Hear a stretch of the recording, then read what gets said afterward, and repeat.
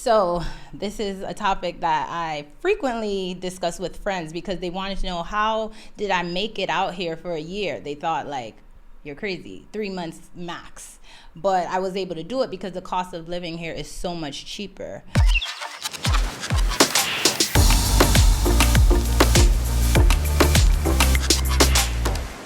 Hey YouTube fam, welcome back to another podcast episode. Once again, we have a very special guest with us today.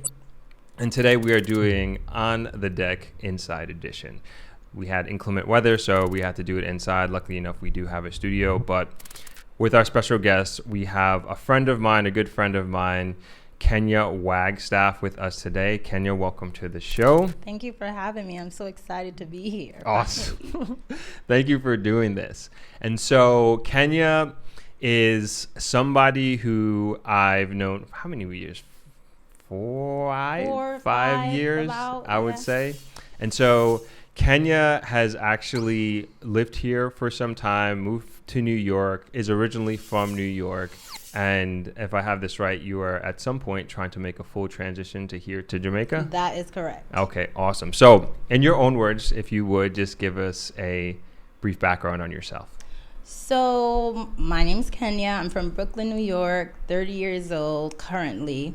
In 2018, decided I've had enough of New York City, living in Flatbush, born and raised, and got a little tired of the monotonous living, being in education, not really feeling like I knew what I wanted to do next, and having roots here. I packed up, shipped everything, and came out here and was working for 6 months initially.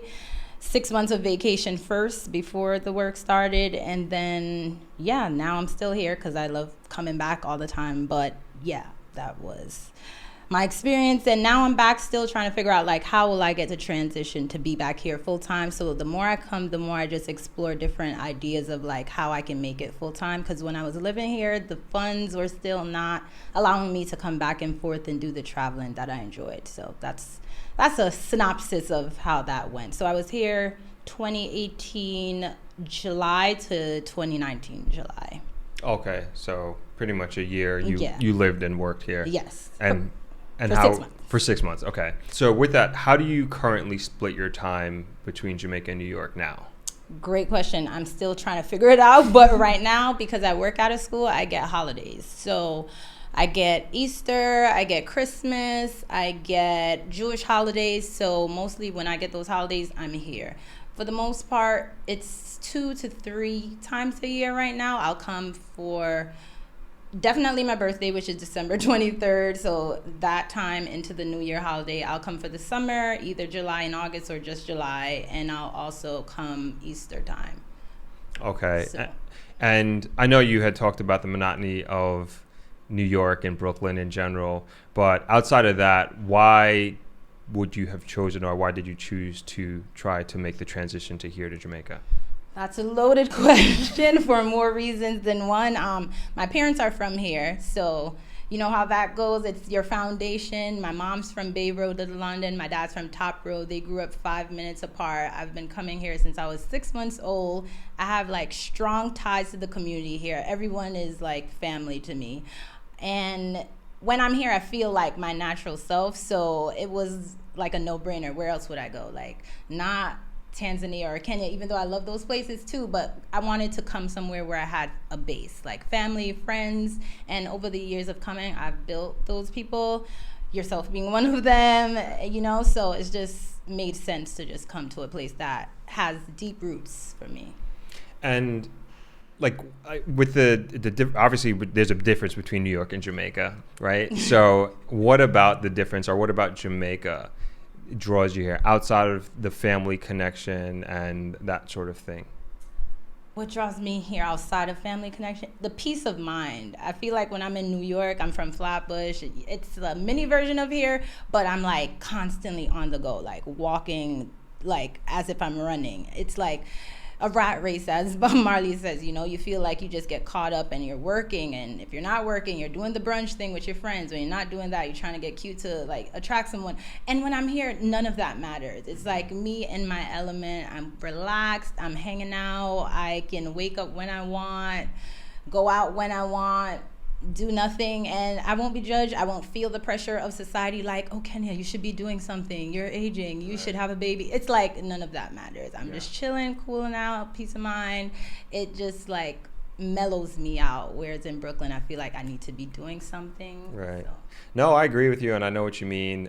I spent a month in New York last month, and I feel like you can just my personal experience, you could be yourself more here than in New York, and yeah, you don't have those outside social pressures, and I feel like you're just more accepted, kind of come as you are sort of thing here. Yeah. I tell a funny story. I used to like feel like I had to dress up to go everywhere here. Don't let this outfit fool you. I don't do this often, but I used to go out and just have on like rain boots and like sweats and t-shirts from the school I work at, and people used to be like, yo, them boots tough, and I'm like, rain boots, really? Thank you so much, because I feel like a bum, but y'all just welcome me all the time. So that goes with it too, you know. You just feel like you can be your natural self. No one's gonna judge you, or maybe they are under their breath, but I never felt that way. So yeah, I'm in my element out here. Yeah, I'm a big lover of like all things that are beach, river. That's a big part of why I like coming here too, because you know, concrete jungle ain't much of that. You have Prospect Park where I like to hang out, and that's the closest thing to nature I have. But if I'm not there, it's hard to get that like low-key vibe of feeling like you're amidst like the elements, you know. It's usually just pavement. You can't really feel your feet in the grass. When I land here, like the first thing I do is go out to my dad's backyard and just like walk, just so my feet could feel grass. Like I don't got that in Flatbush. Right. No, it sounds simple, but it does mean a lot. And I know for me, in the last few years, I've learned to appreciate Jamaica more than I've ever before, especially when you compare it to a place like New York. And speaking of nature, do you have a specific attraction that you like to go back to that you really enjoy? I love that question. I do. There's a few.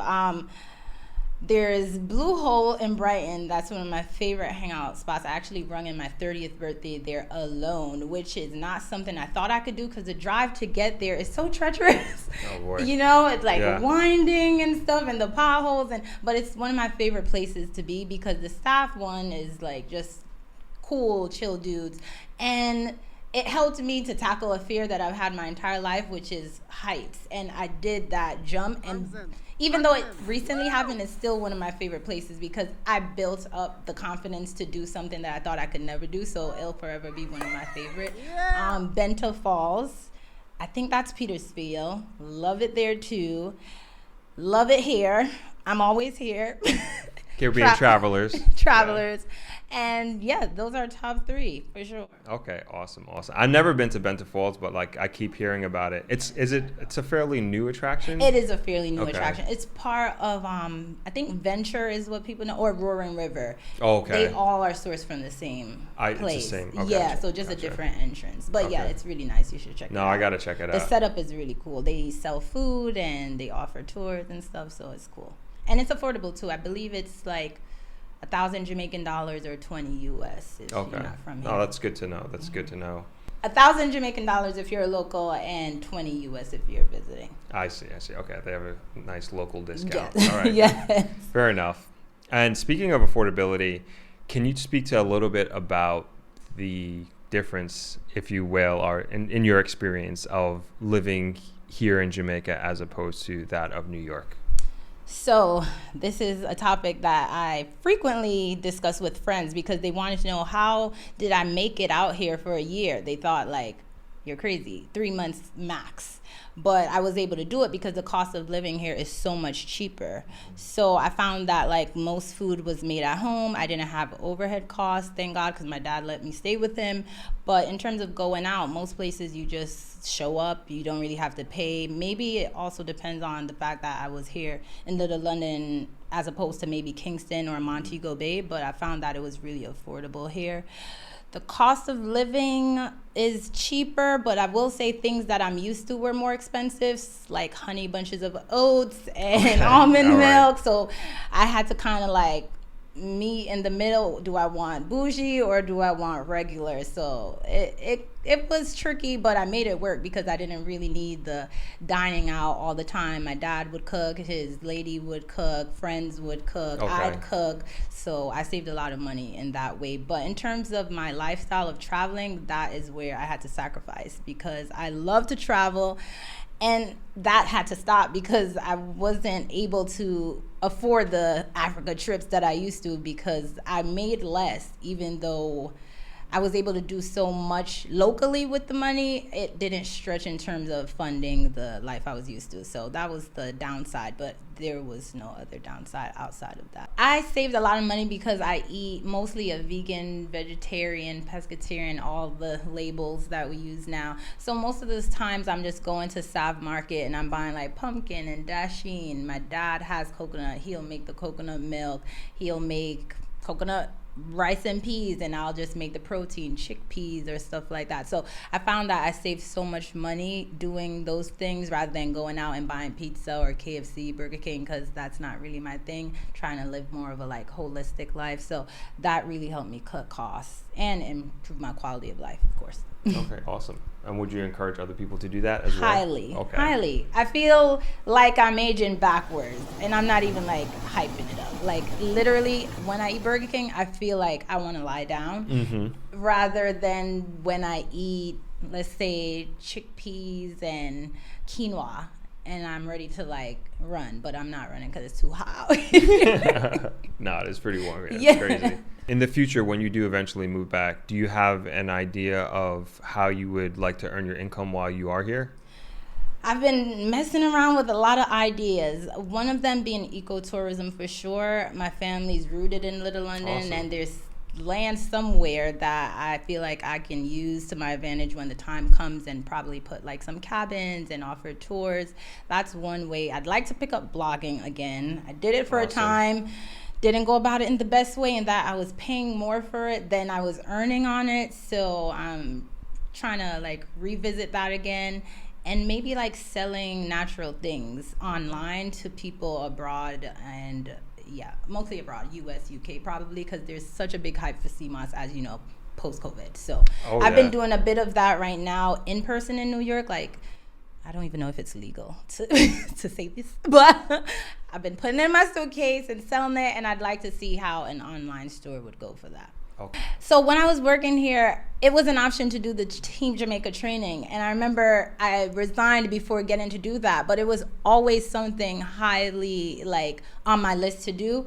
And during COVID, I saw on Instagram, they're offering it online through Zoom, and I just completed it. Really proud. Awesome. So Congrats. I am now certified to give tours on the island that I love so much. There So you go. that is another accomplishment that I Awesome. hope to get some revenue down. For those that don't know, Team Jamaica is a certification that is given out by the Ministry of Tourism. And essentially they encourage all tourism workers to go through this program. And they basically, I did it myself as well, probably almost 10 years ago. And you learn so much about the history of Jamaica, about the history of tourism. And then they have specified certifications, like if you're a driver or if you're this or if you're that, that you can do. And so Kenya completed her certification and as a Jamaica tourism worker. Yes. Welcome to the club. Thank you so much. I was so honored.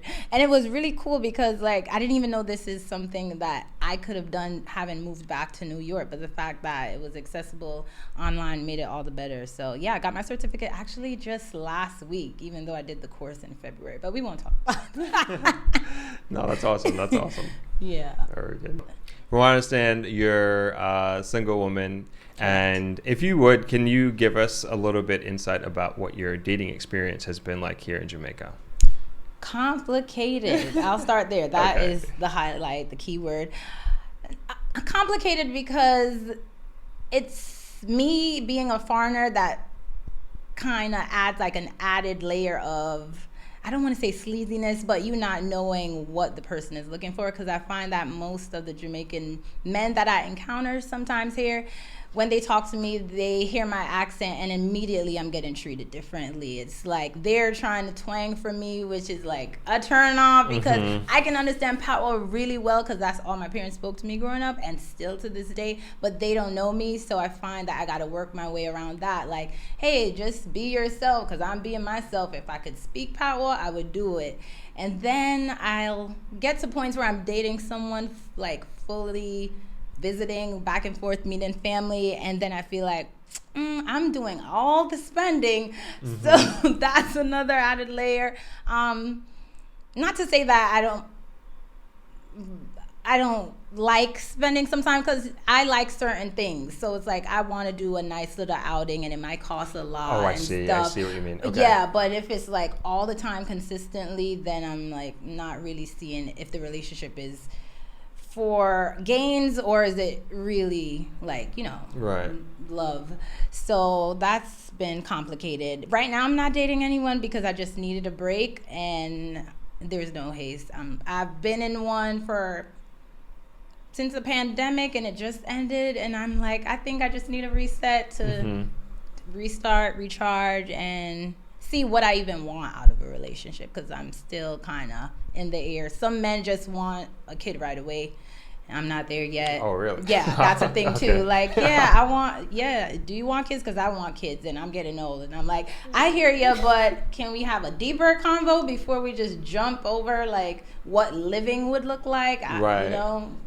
Where's the baby going to be born? Like, so dating here is kind of loaded. Do you feel optimistic about it? I do. Okay, good. I do. Good, I do. Good, I good. think I also need to like expand where I date. I find that a lot of times it's like I'm not going to much places to meet people, such as like out of the parish, because even, not to throw shade, I love Little London with all my heart, but most of the people who are of my age group, men-wise, they're not really doing much in terms of like a career path. Understood. And I just feel like me being like a college-educated person, I'm not really meeting much people of that, like, matching where I'm at currently. Right. Not to knock anyone's hustle, a bike man needs love too. Everybody needs love. Absolutely. But I just need more. No, it's understandable. Like, being in a relationship, I think it's important that you push and drive each other and build each other up and lift each other up. And yeah, if you're not getting that reciprocal feeling, then it could be very difficult and challenging to maintain and stay in that relationship for a long period of time. And I feel like communication is a piece too, because I find that in the men I date here, they omit major details. Like, oh, I have 5 kids. Oh, you didn't want to tell me that on our first date? Because it's like 2 months in of dating now. So wow. Yeah. Okay. Real life stories. Okay. The real life experience you make in dating. Exactly. Gotcha. Yeah, I think that would be an important piece of information to know, right? Yeah. Okay. So you're currently off the market, taking a break at this point. Taking a break. Okay, I just got to let the people know.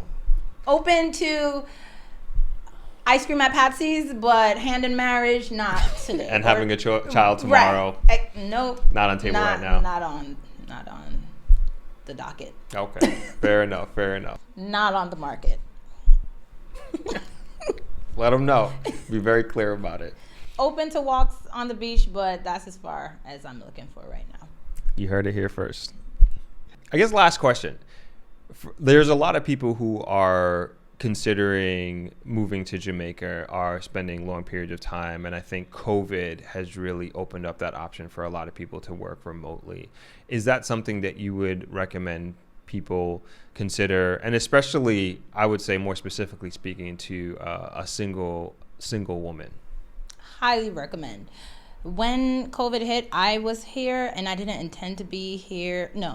COVID hit March. I came here for the summer thinking like maybe I'd be here 2-3 weeks and go back.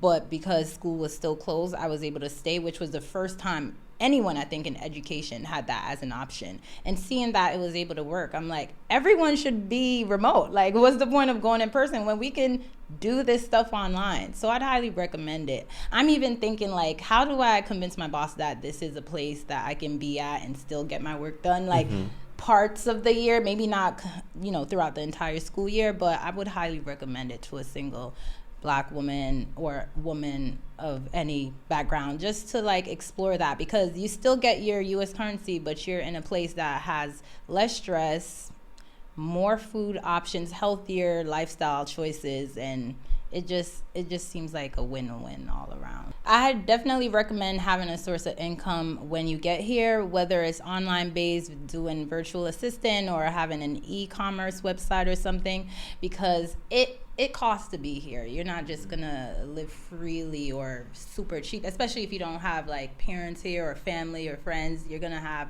overhead costs, and you're gonna have to go shopping for stuff, and the things here are a little more pricey than they would be, at least the things that you're used to back in the States. So you want to make sure that you have funds for that. So I would highly recommend having an outside source of income. Yeah, that's what I tell people. Like, Jamaica is definitely, without a doubt, cheaper than New York, right? Mm-hmm. So you will find it relatively cheap if you're a New Yorker moving here. But at the same time, it's not like Bali cheap or Colombia cheap, right?